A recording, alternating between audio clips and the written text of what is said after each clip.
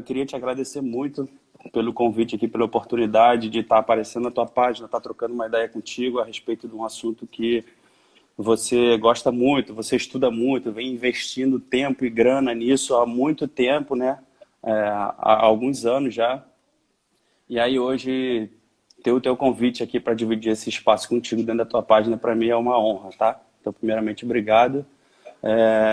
Em segundo lugar, sim, a gente se conhece, a gente se aproximou inicialmente por rede social e depois se conheceu lá pessoalmente, né? E aí, cara, não tem menos de 5 anos que a gente já se fala de alguma forma, né? E aí é bacana que a gente ultimamente tem estreitado mais ainda esse relacionamento e trocado umas ideias e até, quem sabe, vai sair algum trabalhinho disso daí. Então, deixa eu mostrar aqui. Agora sim, a gente vai começar oficialmente. O pessoal que está chegando agora. O tema da live, esse que o Renatinho escreveu aí, eu fixei. Controle de cargas no treinamento de força. Então, deixa eu só mostrar aqui qual é o nosso planejamento dessa live. E aí a gente começa. Seguinte, a gente vai focar essa live basicamente em 4 perguntas. Primeiro, o que é carga interna e carga externa? Segundo, qual a importância de controlar essas variáveis? Terceiro, como calcular a carga externa? E quarto, como monitorar a carga interna. Aí a gente decidiu, a gente trocou uma ideia no WhatsApp, a gente decidiu que a gente vai responder alternadamente, mas um ou outro pode complementar a resposta do outro. Beleza? Então, essa primeira pergunta aqui, eu vou responder de forma bem objetiva. O que é carga interna? O que é carga externa? Vou começar pela carga externa. Pensa o seguinte, um treinador, quando vai prescrever um treino, ele prescreve, e o cliente, o aluno, o atleta faz aquele treino, isso é chamado de carga externa. Como a gente está falando aqui especificamente do treinamento de força, seriam variáveis relacionadas ao trabalho que é feito pelo aluno, cliente e atleta. Vamos falar atleta, vou chamar de atleta, o cliente. Então, é o trabalho que é realizado pelo cliente. Pelo indivíduo. Então, aí fica neutro. Pronto. É o trabalho realizado pelo indivíduo. A gente está falando de treinamento de força, número de séries, número de repetições e a intensidade. Isso seria, intensidade eu falo quilos, né? Isso seria a carga externa. E o que seria a carga interna? A carga interna é o efeito da carga externa. É como o organismo do indivíduo percebe aquela carga que foi dada. Então, a gente pode dizer que é o efeito psicofisiológico, porque tem variáveis que são respondidas de maneira subjetiva, né? Então, é como o indivíduo percebe aquilo, por isso que se fala muito de psico, né? De psicológico, e de fisiológico, porque aquilo acaba refletindo o que acontece na fisiologia, no organismo do indivíduo. Então, carga externa é o trabalho realizado pelo indivíduo, que o treinador prescreve e o indivíduo realiza aquela quantidade de trabalho. E carga interna é como o organismo percebe aquela carga que foi dada, né? Aquela carga externa. Então, seria uma variável psicofisiológica. Isso é medido de algumas maneiras. Perfeito. Que o Renatinho vai responder agora. Eu queria dar uma complementada. Já posso dar uma fica à complementada? Bom, Claro, então, claro. resumido, né, como você explicou bem, a carga externa é trabalho executado, trabalho realizado, independente da atividade que seja, e aí elas sempre estão associadas diretamente às variáveis de prescrição do treinamento. Por exemplo, o número de séries, de repetições, de quilos, isso tudo está associado, está compondo ali o trabalho que vai ser realizado. E aí eu gosto de pensar o seguinte, que a carga externa é o trabalho realizado, mas a gente pode classificar ele, vamos dizer, como um input, né? É o input, é aquilo que a gente manda o indivíduo realizar, e aí as variáveis de carga interna são o feedback, são o retorno que a gente tem, e aí um ajustezinho que eu acho que é fundamental. Isso é um equívoco que a maioria das pessoas cometem quando fala de carga interna, e inclusive eu cometi até muito pouco tempo. E aí, quando eu comecei a ler alguns outros estudos, inclusive um estudo que foi publicado no passado, eu comecei a perceber que tem um detalhezinho que faz toda a diferença. Vamos lá.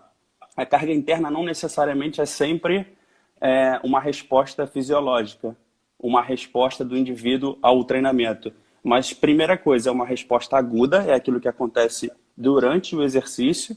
E outra coisa é essa resposta de carga interna, essa variável de carga interna, ela tem que ter alguma relação com variável de prescrição. ela tem que ter utilidade para prescrever treinamento. Por exemplo, frequência cardíaca é uma variável interessante para o treinamento aeróbio. Eu consigo medir uma resposta de frequência cardíaca durante o exercício e aí, por exemplo, classificar aquela resposta de frequência cardíaca numa determinada zona de percentual e o indivíduo, e eu também consigo usar essa zona para prescrever. Entendeu o lance? Porque, assim, um conceito equivocado, por exemplo, que tem é botar tudo que é resposta fisiológica ao treinamento dentro do mesmo saco de carga interna. CK, por exemplo. CK é uma resposta de dano muscular, de dano tecidual ao estresse físico, ao exercício, mas isso não pode ser classificado como uma resposta de carga interna. Sacou a ideia, a diferença do... E aí, isso é interessantíssimo. Foi um estudo do Franco Impellizzeri, do Samuel Marcora e do Aaron Counts, que são os caras que falam de carga de treinamento no mundo. E aí, ano passado, eles publicaram uma revisão de... E aí, é um textozinho, um paperzinho sintético, né, compacto, mas com muita qualidade, muito conteúdo. E aí, ali, ele tem essa informação que é bacana. Sensacional, Renatinho. A gente entra no próximo item da nossa conversa, do nosso bate-papo. Pergunta que eu faço para você. Qual a importância de controlar essas variáveis, monitorar carga interna e carga externa? Bom, perfeito. Aí já emendando, né, na discussão anterior, por muito tempo, e isso ainda acontece, a gente prescrevia pensando só na entrega. A gente pensava muito na entrega, a gente se preocupava muito com a entrega, a gente se baseava muito em posicionamentos institucionais, as recomendações de treinamento do Colégio Americano, as recomendações do NSA, e aí você fica pensando muito amarrado nos posicionamentos ou então nos teus modelos de periodização, que eu acho que são fantásticos, eu acho que isso é para continuar, mas na verdade o ciclo não se encerra aí. Tipo, prescrevi, planejei, programei tudo, aí fica bonitinho, você faz lá toda a tua distribuição de cargas, tá? De carga externa, né? O que você vai entregar de input para o indivíduo realizar, e aí depois você entrega e beleza, torce para dar certo. Cara, se a gente não tiver noção do impacto que essa carga externa ela está gerando no indivíduo, no momento que ele faz o exercício, e isso é uma medida ali de ajuste fino que você vai ter, de feedback, para poder estar o tempo inteiro reajustando essa carga externa, você perde muito de precisão, perde muito de eficácia, e quando a gente começa a subir para o alto desempenho, qualquer detalhe faz muita diferença. Então, assim, essa é a grande importância. Controlar a carga externa, eu acho que é obrigação. Todo mundo tem que ter, no mínimo, ideia daquilo que está entregando, prescrevendo. O primeiro passo é a obrigação. E agora, monitorar o efeito que essa carga externa está gerando no indivíduo, eu acho que seria, vamos dizer, o 10, né? Seria você completar o ciclo do processo de prescrição e monitoramento. Eu acho que elas se complementam muito bem nesse sentido. Perfeito, Renatinho. Concordo plenamente, né? Porque a carga externa é aquilo que o treinador vai dar para o indivíduo, né? É como se fosse a dose, né, do exercício, e aquela dose, em teoria, vai gerar um certo efeito esperado. Só que, assim, o ser humano é muito complexo, né? Nem tudo... A gente fala que... Uma caixa preta. Exatamente. No treinamento, nem sempre 2 mais 2 é igual a 4, né? Quase nunca é. 4 nunca é 4,1, às vezes 5, 6, às vezes são uma coisa meio diferente. E por às isso que é importante você... Oi? Às vezes 3, às vezes 3. Exatamente, porque a gente está lidando com o ser humano e envolve emoção, envolve outras coisas, envolve a questão da individualidade, né? Como cada indivíduo vai responder aquilo que você deu, né? Mas em relação à carga externa, você tem que dosar, né, magnitudes de carga em relação ao que ele pode aguentar, ou em relação ao máximo dele. Isso aí vem de um teste, por isso que se testa antes. E dependendo da magnitude da carga que é dada, espera-se um resultado, né? Espera-se um efeito catabólico, depois o efeito anabólico, mas como o Renatinho falou, a gente tem que monitorar para saber se está no caminho certo. Uma crítica que muita gente faz, e eu converso bastante, né, com o Diego Evangelista, O pessoal que acompanha a linha de treinamentos aí conhece, a gente faz diversas lives, a gente dá cursos juntos, tem uma empresa juntos, que algumas críticas são fruto de desconhecimento de conceitos básicos em relação à periodização. Algumas pessoas acham que a periodização é um modelo fechado, né, que você entrega e o livro tem que cumprir daquele jeito, que a resposta vai ser daquele jeito, que vai dar sempre certo como se imaginou. Mas, na verdade, não, nunca foi assim. Treinadores da prática mesmo, sempre colocaram a mão na massa, sabe a importância enorme de conhecer o indivíduo, de entender que quando ele não está bem, não adianta dar treino forte, e ajustes são feitos. E hoje o pessoal chama isso aí de periodização flexível, né? Mas Dinâmica, né? Periodização dinâmica. Ou dinâmica, eu considero o termo até equivocado, né? Porque toda a periodização ela é flexível. Só que hoje, né, com a eu classifico como comercial, esse termo é comercial. É comercial, puramente comercial. A grande vantagem é que há 50 anos a gente não tinha quase nada de tecnologia que a gente tem hoje. Então a tecnologia avançou. Perfeito. E a possibilidade que os treinadores têm para monitorar a carga de treinamento, saber se o que ele planejou realmente está dando certo, é o que evoluiu absurdamente. Muito, exatamente. Porra, Valdir, eu já vou... Desculpa até eu entrar no meio da tua fala, assim, cara, mas eu acho que esse que é o grande lance que a gente tem que começar a entender e a filtrar. Porque quando os modelos foram propostos, a possibilidade de monitoramento que os caras tinham na época eram mínimas. Então, assim, era muito mais pro lado da subjetividade, pelo feeling, pela experiência prática do dia a dia do cara, e ele percebia ali como o atleta respondia no approach ali.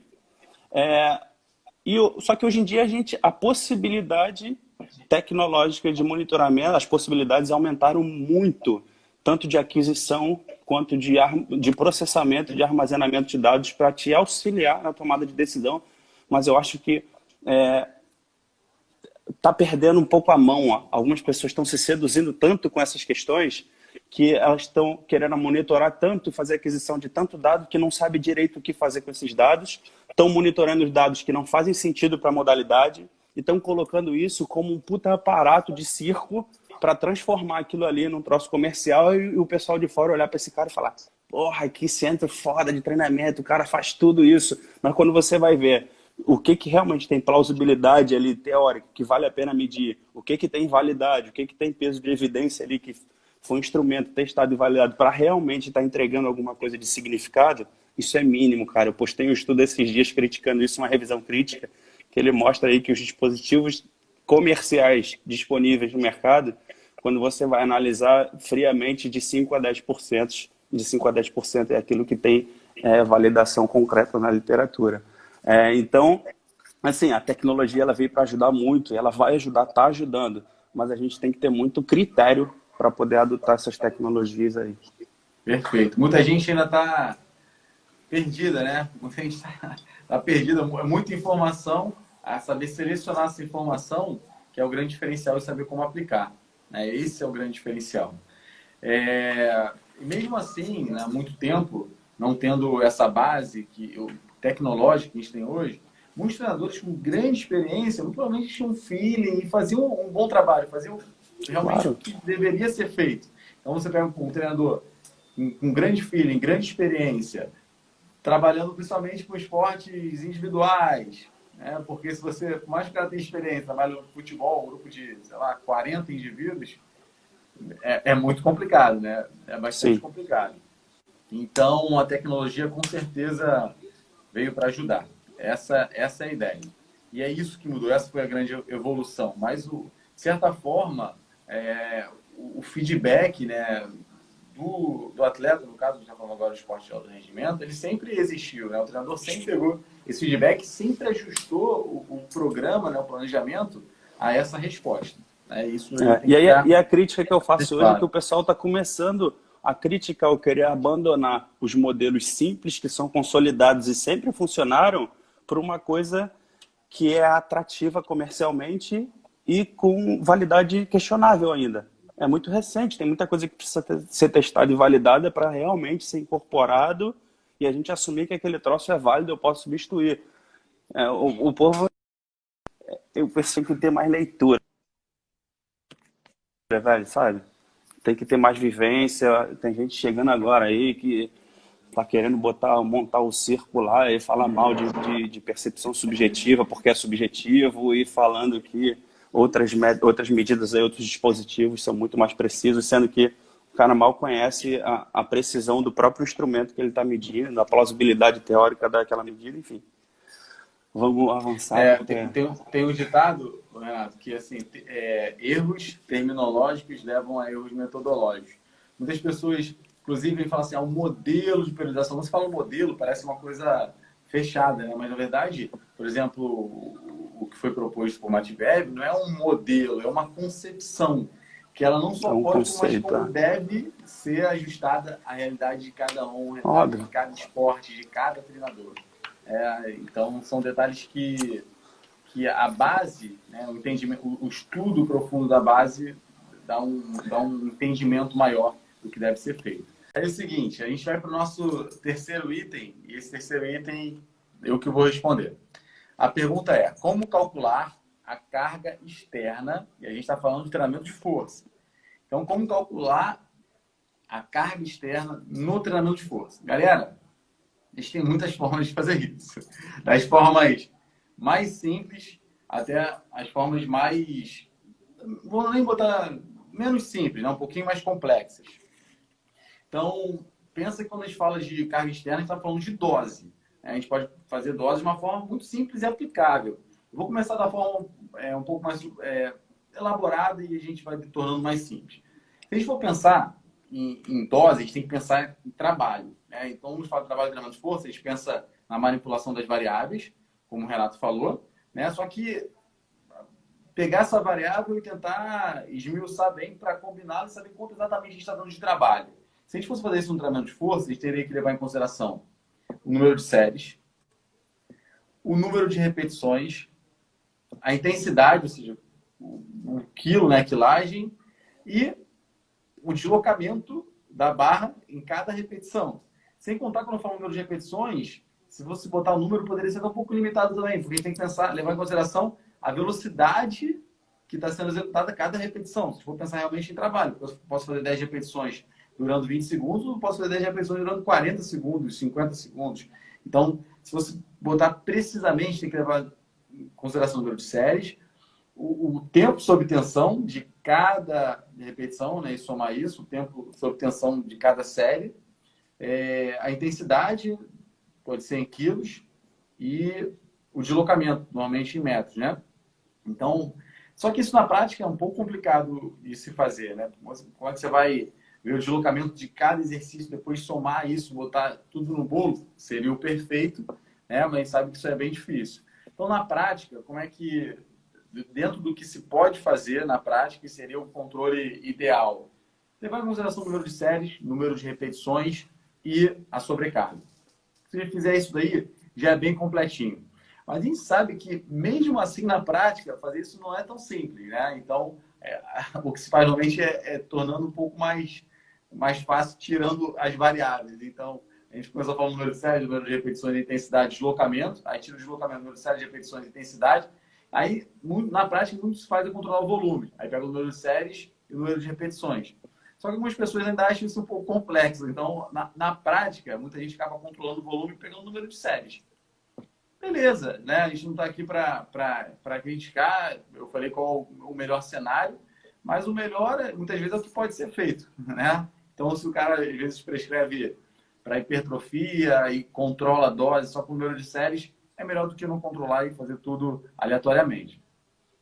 Voltando aqui para a parte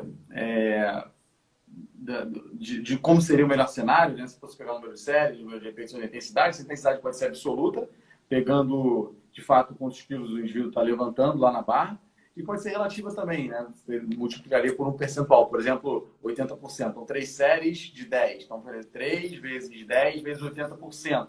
Mas isso pode ser também pelo quilo. Se o indivíduo pega lá 80 quilos, seria vezes 80 quilos. Tá? Só que tem outras questões, né? A gente sabe que, teoricamente, essas seriam algumas das formas, eu falei de várias, Existem mais formas ainda. Por exemplo, dá para levar em consideração a massa corporal do indivíduo. Então, imagina você pegar o número de séries, vezes o número de repetições, vezes a intensidade. Vamos chamar isso aí de carga externa. Algumas pessoas chamam de volume load, é um termo que eu acho meio estranho, mas é o que a literatura ocidental acaba chamando, né? Carga de volume, né? Volume load. Então, imagina pegar essas três variáveis, né? A gente acaba tendo volume load e dividir isso aí pela massa corporal do indivíduo. É interessante porque você acaba relativizando o trabalho que ele está fazendo em relação à massa corporal. Porque o indivíduo de 100 quilos, o indivíduo de 80 quilos, se eles fizerem exatamente a mesma carga externa, o indivíduo de 80 quilos, em relação à massa corporal, ele está tendo uma carga maior naquele organismo, em teoria. Por isso que é interessante também, em alguns casos, quando possível, levar em consideração a massa corporal. Então, assim, essas são as principais formas. Tem mais formas? Tem mais formas. Por exemplo, uma forma que eu acho bem interessante, porque, assim, se você faz 3 de 10, você pode fazer até a falha e você pode não fazer até a falha. Quem sabe, se fizer até a falha, a carga que vai ser dada para o organismo, ela é maior. Então, existe uma proposta, por exemplo, de você pegar essa intensidade, ao invés de ser absoluta em quilos, ou o percentual de repetições máximas, você fazer um percentual do seu máximo. Deixa eu dar um exemplo aqui. Digamos assim, o indivíduo consegue fazer, vou dar sempre números fáceis para ficar fácil de entender o raciocínio. O indivíduo faz 3 séries de 10, e aí, se ele fosse fazer 10 repetições máximas, ele faria com 100 quilos, né? Que seria o 100% dele. Mas se ele faz 3 de 10 com 80 quilos, a gente sabe que tem uma sobra aí, ele não foi até a falha. Então, você colocaria o percentual em relação ao máximo dele. Então, se o 100% para 10 são 100 quilos, e você colocou 80, você vai botar lá 3 de 10 vezes 80%, que seria 80% em relação à falha dele. Exatamente, seria uma outra forma de fazer. Então, existem várias formas, aqui eu comentei as principais. Tem mais, tá, galera? Essas são as principais, as mais fáceis de serem colocadas em prática. E agora, organizando toda a minha ideia aqui para a gente partir para a próxima questão, ou se o Renatinho quiser complementar. Se você conseguir calcular a carga externa, o volume load, o número de séries, o número de repetições vezes a intensidade, já é bom demais. Se você conseguir fazer isso, já é excelente. Não conseguiu, pega pelo menos o volume que está sendo trabalhado. Por exemplo, o número de séries vezes o número de repetições. Não conseguiu, pelo menos o número de séries. Eles vão combinar assim, pelo menos o número de séries, que é bem prático, né? Inclusive, se você perguntar para alguns profissionais, alguns excelentes profissionais, eles falam, eu uso só o número de séries porque é o mais fácil de fazer. O próprio Belmiro, ele utiliza apenas o número de séries. E é a forma como ele consegue trabalhar, ele consegue controlar, consegue com que todo mundo faça, isso é extremamente importante. Não adianta você criar um modelo totalmente, né, elaborado, complexo, mas que na prática não funciona, não adianta de nada, né? Então, pelo menos trabalhar com o número de séries. Beleza? Renato, quer complementar com alguma coisa? Perfeito. Então, acho que é importante passar para a galera também uma referência aqui, onde eles vão encontrar todas essas equações aí, essas propostas de cálculo para carga de treino no treino de força, que é o estudo do Gregory Heft de 2010, né? E aí lá ele consta todas essas aí e outras até mais complementares. E é bem bacana, eu acho que é importante destacar para a galera o seguinte, que quando você está comparando um indivíduo só ao longo do tempo, comparando ele com ele mesmo, as alterações dele, vale a pena você fazer pela quilagem, que aí vira tonelagem, né? Você pega séries, repetições e quilos, e aí beleza. Mas quando você está comparando, está monitorando um grupo, e você quer ver como é que esse grupo ele está evoluindo ao longo do tempo e como os indivíduos se relacionam, comparar os indivíduos com os outros desse grupo, uma equipe, por exemplo, que você está monitorando. Aí vale a pena você usar o método relativo, né? Que é multiplicar pelo percentual de RM vezes o número de quilos, que você tem um índice ali que torna isso comparável. E as outras maneiras também dá para fazer, considerando peso corporal e aquele percentual que você sugeriu. E assim, eu tenho aqui uma colocação também que é o seguinte. Por exemplo, você falou do Belmiro, mas geralmente ele trabalha o foco... Eu estou fazendo uma suposição, né? Que ele costuma trabalhar com um público-alvo, com um objetivo muito mais direcionado, né? Muito mais nichado ali, voltado, vamos dizer, para a hipertrofia. Sim. Então, quando você faz isso, automaticamente você assume que a tua intensidade de carga e carga e volume, ela está oscilando dentro de uma amplitude pré-determinada. dificilmente ele vai nos extremos, que é o que não acontece no caso do CrossFit, por exemplo, do fitness funcional, do treinamento funcional, seja lá o que for. E aí quando o cara, ele, de vez em quando ele vai lá embaixo e de vez em quando ele vai lá em cima, ele trabalha muito com tolerância à fadiga, RML, mas também trabalha com uma repetição máxima de vez em quando. Então você comparar só pelo número de séries para essa modalidade, aí eu já enxergo algumas com alguma cautela, com algumas limitações, porque faz muita diferença. E aí, pô, mas perfeito, eu gostei muito das tuas colocações, concordo com tudo isso e, poxa, quem hoje, pessoal, assim, não conseguir fazer não é mais justificativa. Hoje o Excel faz tudo pra gente, cara. Hoje você consegue preencher isso pelo celular, você cria um Google Forms ali, tipo aplicativo, insere tudo, confirma, vai para uma planilha que ela calcula tudo para você. Você vê. E assim, hoje não falta recurso, certo? E aí uma coisa que a galera também tem que começar a se ligar é como utilizar isso a favor. Tá, pessoal? Agora eles estão começando a cair na real de que realmente isso faz diferença, porque tá todo mundo dentro de casa, né? E tá todo mundo de mãos atadas para conseguir trabalhar. E aí, era isso, cara, que eu queria complementar. Tá? Para relativizar, e aí, cara, controlar só pelo número de séries, depende. Se você está acostumado a trabalhar dentro de uma amplitude que é delimitada, beleza. Mas se ela tiver muitas oscilações de objetivos e de intensidade de carga, fica difícil você ter parâmetro. Complica um pouco, perfeito. Galera aí comentando, valeu, galera. Thiago pedindo o estudo. Seguinte, não só esse estudo do Gregory Heff, 2010, que é excelente, mas tem o do McGuigan e do Carl Foster, na Strength and Conditioning Journal, que é muito legal também. E tem um também do Scott, do Brandon Scott, na Sports Medicine. Então, vamos dar continuidade? Dar sequência. É importante dizer também, Harold, que assim, a gente está abordando algumas coisas, mas o cenário, é difícil de colocar um cenário perfeito, porque todas essas questões que eu falei aqui, todas essas formas, e essa é uma grande lacuna, né? Eu nem ia comentar não, mas eu estou com o Diego, está querendo propor um modelo de controle que seja um pouco mais ajustado, de repente até a gente conversa sobre isso e desenvolve um projeto juntos, mas tem um deles que leva em consideração uma coisa que eu acho muito importante, né? Que é a densidade do treinamento. Por mais que o indivíduo faça 3 séries de 10 com 80 quilos, ele pode fazer isso dando 3 minutos de intervalo de recuperação, 5 ou 1 minuto de intervalo de recuperação. E aí, galera, parece que não, o efeito daquilo no organismo é completamente diferente. Você, recuperamento, a galera fala, não, aumentar a intensidade e diminuir o intervalo de recuperação. Não, esquece isso, é errado falar isso. Você aumenta a densidade do treinamento. E aumentar a densidade do treinamento é uma forma de aumentar a carga externa, sem dúvida nenhuma. A percepção que o indivíduo vai ter em relação ao trabalho realizado, por mais que em termos de tonelagem seja o mesmo, a percepção dele, eu diria que até o efeito que aquilo vai ter no organismo é diferente. Então, existe uma lacuna aí, né? Perfeito. Inclusive, estou fazendo alguns testes aqui e vendo uma forma de incluir a densidade nesse bolo. E estou chegando a um denominador aí bem interessante. Mas isso aí é assunto para outra live. Então, a gente vai para a última questão. Eu acabei de falar como calcular a carga externa no treinamento de força. E eu pergunto para o Renato. E como monitorar a carga interna, especificamente no treinamento de força? Na força. Como é que você acha a melhor forma de fazer isso? Perfeito. Primeira coisa, complementando os teus comentários, é o seguinte.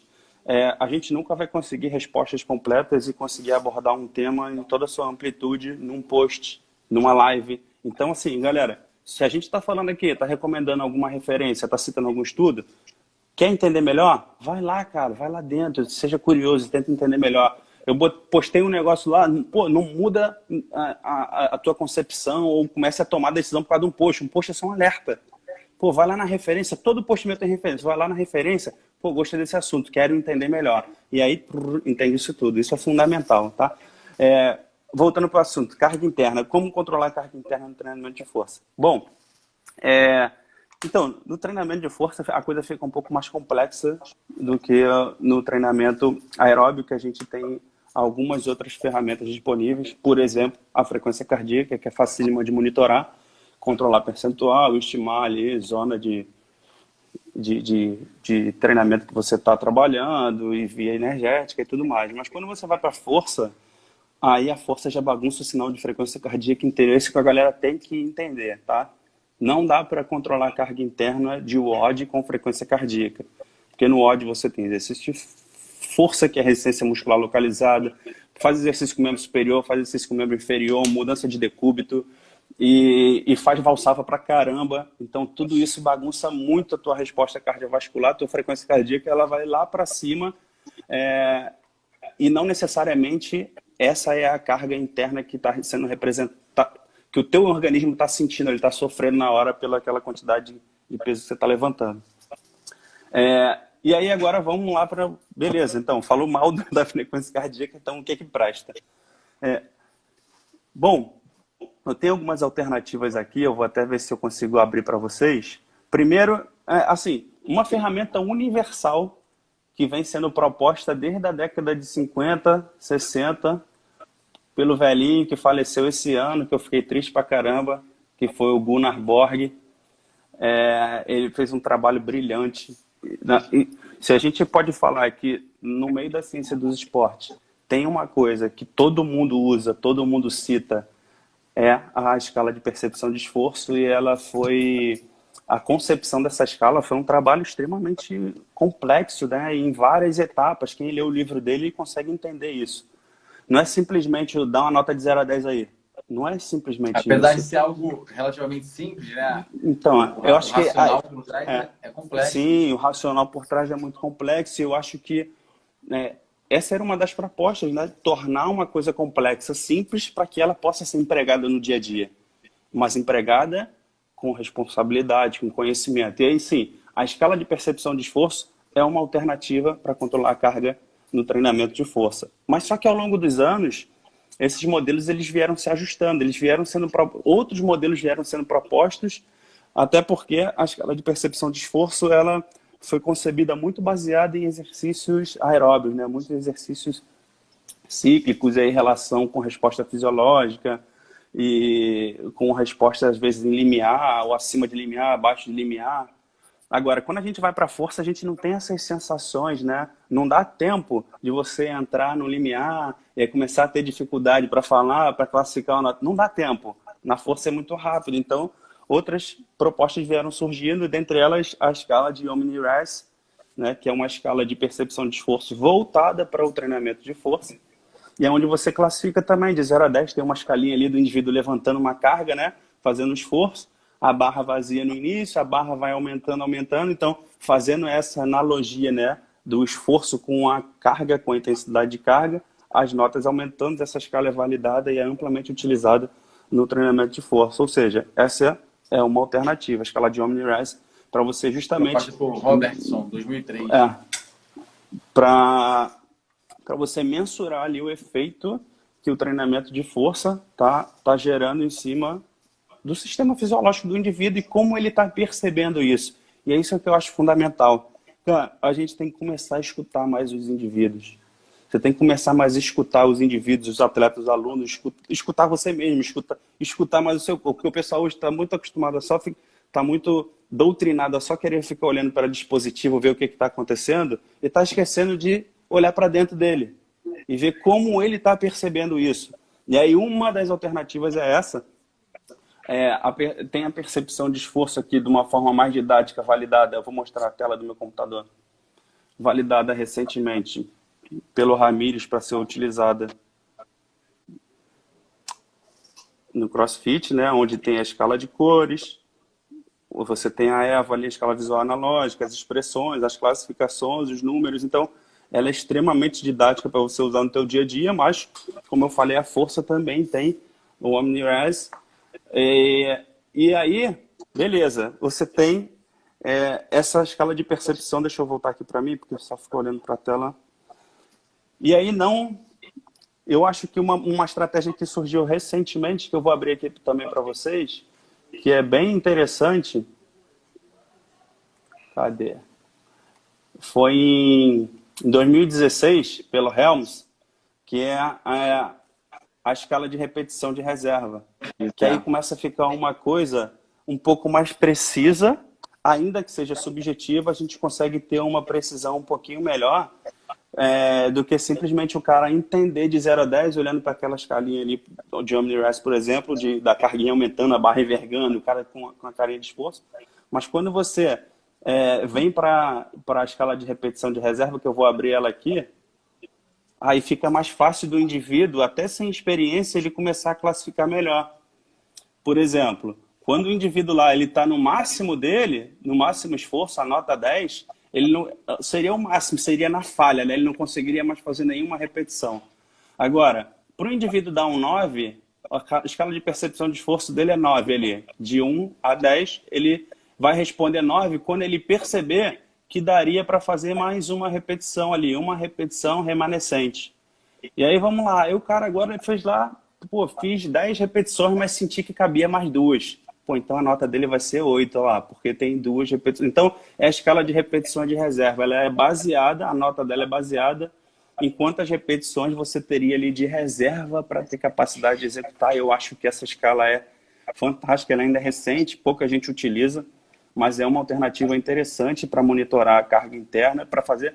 Por que monitorar a carga interna? Principalmente para fazer autorregulação de carga treino a treino, né? Isso aí que é interessante pra caramba, né? Então, são estratégias para você fazer autorregulação de carga, porque... Fala, manda bala.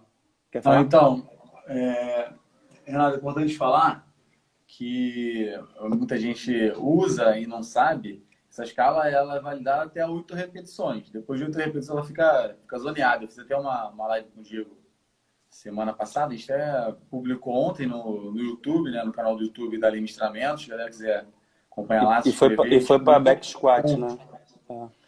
E foi back squat, exatamente. Mas faz sentido, né? Você assim, aplicar para outros exercícios com a mesma característica, né? Multiarticulares e tal. O problema é que a galera acha que isso aí vai fazer 20 repetições, 15 repetições, vai dar certo. Não vai dar certo, né? Vai complicar. Mas assim, nessa própria proposta, eles vieram com uma coisa mais didática, né? Um esquemazinho que também é interessante para, dependendo do objetivo que o camarada quer trabalhar, ele vai ajustar pela própria escala de repetição de reserva. E aí, onde entra essa figura aqui, que eu acho fantástica. Aquela coloridinha vermelha. Aquela coloridinha. Cara, aquilo é didático demais. Porque é o seguinte, se o indivíduo, repetições realizadas, se o indivíduo ele quer força, ele vai trabalhar ali na escala de percepção de esforço dele, baseado em repetições de reserva, de 7 a 10, com no máximo 6 repetições. Quando ele quer hipertrofia, ele já aumenta o volume, mantendo o mesmo nível de percepção de esforço. E quando ele quer endurance, ele aumenta mais ainda o volume para melhorar a tolerância à fadiga e ainda assim dentro da mesma faixa ali de intensidade. Agora a potência, aí você já muda completamente o cenário. Você não pode ter fadiga. Você tem que ter carga, mas você não pode ter fadiga. Eu gosto tanto dessa escala que eu até escrevi ela aqui no meu quadro. Que eu fiquei, falei, vou gravar uma livezinha sobre ela, um áudiozinho sobre um vídeo, mas acabei que não fiz. Quer complementar? Eu quero sim. Eu gosto muito dessa escala também. E tem só um motivo pelo qual eu não uso nas minhas aulas. Tem só um motivo. Eu acho que conceitualmente ela está errada. Por que conceitualmente ela está errada? Ela coloca lá assim, força, hipertrofia e resistência, não é isso? É um conceito ainda antigo de que a hipertrofia é só naquela zona de repetições, né? Sim. Se você fizer 30, 35 repetições, você vai hipertrofiar. Você sabe que se fizer 3, 5 repetições, vai hipertrofiar também. Então, conceitualmente, ela está um pouco equivocada, mas o raciocínio geral eu acho sensacional. Sim, óbvio. Mas assim, negão, quase tudo tem alguma limitação, né? Claro, mas não é limitação. Eu faria só um ajuste nela. Eu até vou fazer isso, não fiz não? Fala. Porque eu faria o seguinte ajuste só. Eu vou fazer para poder botar nas minhas aulas. Não coloco só por causa disso. Botar força, resistência de alta densidade e resistência de baixa densidade. E aí ela estaria extremamente adequada. Perfeito. Só esse pequeno ajuste que eu faria. Porque hipertrofia é resistência, né? E aí quando você vai olhar para alguns estudos, inclusive do Vladimir Surin, do pessoal da Rússia, falando de periodização na força, nessa fase de adaptação estrutural visando hipertrofia, eles chamam de resistência, né? Eles chamam até de uma fase de hipertrofia, mas a gente sabe que é para dar uma base estrutural para o organismo, não é exatamente hipertrofia. Esse é um termo que o pessoal tem usado muito antigamente, mas hoje a gente sabe que não faz tanto sentido. Hipertrofia é uma adaptação morfológica e o cara vai hipertrofiar independente da zona de repetições. Né? Para o esporte, acaba não sendo algo tão importante a adaptação morfológica, acaba sendo uma consequência do que ele faz. Né? Tanto é que cada esporte tem mais ou menos um biotipo, né? Vê, os caras de lá correm 100 metros, mas são bastante hipertrofiados, né? Porque... Mas enfim, mas assim, cara, produzir potência, né? Mas assim, considerando a dificuldade que hoje a gente tem no cenário da prática de ficar testando carga máxima e ajustando o percentual de carga para os alunos, uma escala dessa é uma mão na roda, ainda que ela tenha algumas limitações, a gente entendendo as limitações e sabendo ajustar para o seu cenário, uma escala dessa é uma mão na roda, porque para você ficar ajustando o percentual de carga de todo mundo toma um tempo absurdo, é difícil, concordo. Não é fácil. E só para finalizar também, Renato, que a gente vai para os últimos 5 minutos aqui, os últimos 7 minutos, se você conseguir concluir seu raciocínio, que acabou que a reserva rendeu mais. O Daniel falou que não acha errado. A tabela indica uma faixa onde há maior hipertrofia. Daniel, posso te falar que isso aí é um pensamento que hoje a gente não tem mais. Né? Depois, se quiser depois entrar em contato comigo, posso te mandar alguns artigos que comparam diferentes zonas de repetições e nenhum artigo mostrou superioridade para essa zona que é chamada de hipertrofia. Nenhum. Alguns mostrando igual resistência de alta intensidade, de baixa intensidade, e força e resistência, entendeu? Então, é um pensamento que não acho adequado mais hoje. Mas desculpa aí, Renato, concluir, porque a gente imagina, cara, aqui. Eu vou te falar que eu até postei um estudo esses dias, um post que ele mostrou justamente isso, olha lá. 4, 8 e 12, todo mundo teve hipertrofia com diferença de adaptação apenas na força, né? O que aconteceu nesse estudo? Quem trabalha 4, 8 e 12. O de todo 12 mundo hipertrofiou porque teve o volume equalizado, Equalizou o volume, está mais associado à hipertrofia. E agora a força mesmo está mais associada à intensidade de carga. Exatamente, certo? Pronto. Só para não... E assim, por fim, ainda que a gente consiga fazer o autoajuste de carga, autorregulação de carga, baseado nessas escalas perceptivas de OmniRes, de percepção de reserva, a gente precisa também considerar bastante a capacidade que o indivíduo tem de se recuperar de um treino para o outro. E aí que entra a escala de percepção de recuperação, a escala perceptiva de recuperação, que é a PSR. Porque, assim, ainda que ele tenha dado uma PSE alta, uma PSE do treino ou de cada exercício alta para aquele dia, se ele conseguiu chegar restaurado para o próximo treino, ele está pronto para receber carga de novo, meu amigo. Agora, e o inverso também acontece. Pode ser que você esteja controlando a tua intensidade pelas escalas perceptivas, ele dê nota baixa, e aí você assume que o teu treino foi intenso e aí arregaça nos próximos. Só que você não considerou a capacidade de recuperação. Se ele chega dando uma nota baixa na PSR, ainda que o treino anterior ele tenha relatado PSE baixa, ele não se recuperou bem, teve uma má noite de sono, dormiu pouco, brigou com a esposa antes de treinar, então é assim. E aí entra essa escalinha aqui, que ela mede ali o teu nível de recuperação, e essa é uma excelente ferramenta para início de treino, né? Chegou no treino, como é que tá ali a tua percepção de recuperação? Então, assim, quando você responde, ela é o inverso da percepção de esforço, né? Quanto maior a nota, melhor. Mais recuperado ele está, maior expectativa de bom desempenho, quanto menor é o inverso. Se o indivíduo respondeu de 5 para cima, tem um estudo que valida esse ponto de corte, mas eu não queria botar isso como regra, há uma expectativa que ele vai melhorar, vai desempenhar bem, vai melhorar o desempenho, vai ter aquisição. E agora, quando o indivíduo responde para baixo de 5, nessa zona aqui mais vermelha, há uma expectativa que ele vai ter um desempenho pior. Vai ter perda de desempenho. Então, essa também é uma alternativa para fazer ajuste de carga, para fazer controle de carga interna no treinamento de força, como foi a proposta de hoje. Então, eu dei algumas alternativas. Percepção de esforço validada para o treinamento de força, que é o OmniRes. Tem a percepção, a PSE clássica. Tem a escala de repetição de reserva e a escala de recuperação. Você escolhe uma das três para PSE e usa combinada com a escala de recuperação, que eu acho que para controlar a carga interna na força Sendo prático, tá? Eu não vou ficar aqui inventando dispositivo que a gente sabe que tem dificuldade de aplicar na prática, de você ficar Velocity Based Training. Caralho, é maneiro pra caramba, mas, cara, você vai ficar fazendo isso todo dia? É Entendeu? complicado. Então eu gosto de falar o que que é objetivo e o que que dá para você aplicar amanhã. Segunda-feira, óbvio que tu vai ter que dar uma lida para entender melhor a escala, mas você vai ter condições de aplicar isso e até para o teu grupo inteiro, se for o caso. É isso, meu Beleza. amigo. Queria deixar Renato, você antes de complementar aí, por favor, queria que tu é o só cara mais da uma força. questão. Só mais uma questãozinha. A galera tá falando que hipertrofia multifatorial é exatamente isso. Só o fato de você treinar na zona lá no lugar que você vai hipertrofiar, se a dieta não tiver ajustada e a recuperação também não. É. Renatinho, para finalizar, uma coisa que eu acho muito interessante também, eu usaria, saber se você usaria também, a escala Wellness, que vem Sim. sono. Então, ela é dor. maneira, eu gosto de falar dela. Eu até tenho uma. Não vou procurar agora, senão vai perder o tempo da live. E a dificuldade de usar ela é que você tem que aplicar ela todo dia de manhã. Oi, filha, vem cá. Você tem que aplicar todo dia. Tem Bom, sim, você tem que aplicar ela. Dá tchau pra ele todo dia de manhã cedo. E são uma série de perguntas e você tem que ficar acompanhando aquilo ali sempre.